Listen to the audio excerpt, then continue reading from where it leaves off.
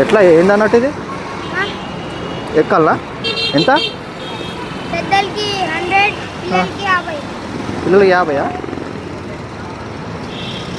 పెద్దలకి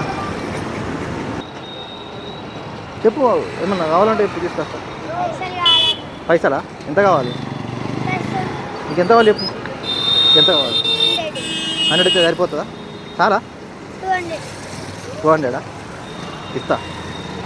ఏమన్నా తింటావు చెప్పు ఏమన్నా వద్దా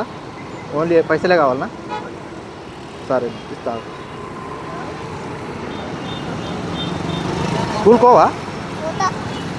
మరి ఇది ఇది అన్నాలి గుర్రం మీ అన్నదా 200 తెచ్చుకో